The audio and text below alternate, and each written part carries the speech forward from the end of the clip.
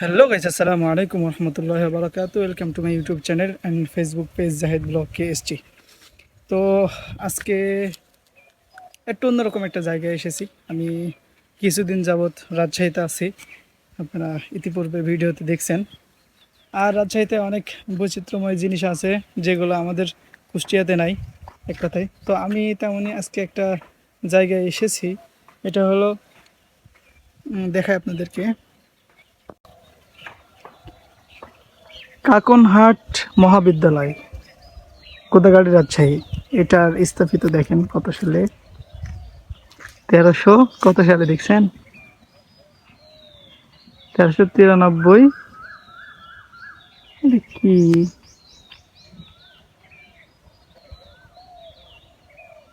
1393, এটা মনে হয় বাংলা। আর 1986 খ্রিস্টাব্দ, এটা হলো ইংরেজি তারিখ। তো এই হলো স্কুল। তো এখানে দেখার কি আছে, এখানে আসলে দেখার একটা খুবই গুরুত্বপূর্ণ জিনিস আছে। তো বাংলাদেশের স্কুল কলেজগুলো তো অনেক বড় বড়, মানে আধুনিকতার ছোঁয়াতে বড় বড় বিল্ডিং হয়ে গিয়েছে। তো বাংলাদেশে এমন এক সময় ছিল যে সময় মানে এই স্কুল কলেজগুলা মাটির ছিল, ঠিক আছে। তো এইখানে এমন একটা ঘর আছে যেটা এখনো মাটির, সেখানে মনে হয় এখনো ক্লাস হয়। তো চলুন দেখাই আপনাদেরকে।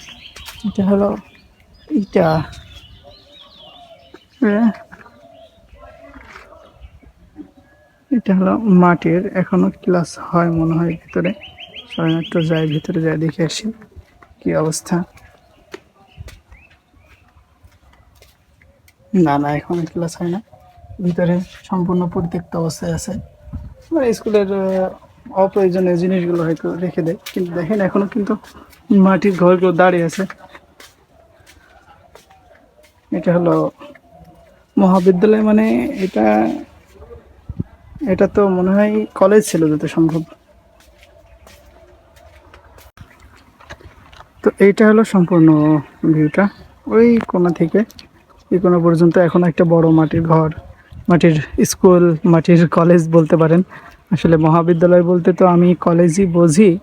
তো তবে এইখানে আবার কাকনহাট মহাবিদ্যালয়, আবার ওইদিকে মাধ্যমিক বিদ্যালয় লেখা আছে। আসলে আমি সঠিকটা জানি না, মহাবিদ্যালয় আর মাধ্যমিক বিদ্যালয় কি একই নাকি, জানলে কেউ কমেন্ট করবেন। তো এই হলো আজকের বিষয়টা। তো সবাই দেখলেন, এখনও স্মৃতিস্বরূপ এই ঘরটা রেখে দিয়েছে, যদিও পাশে একটা বড় বিল্ডিং হয়ে গিয়েছে।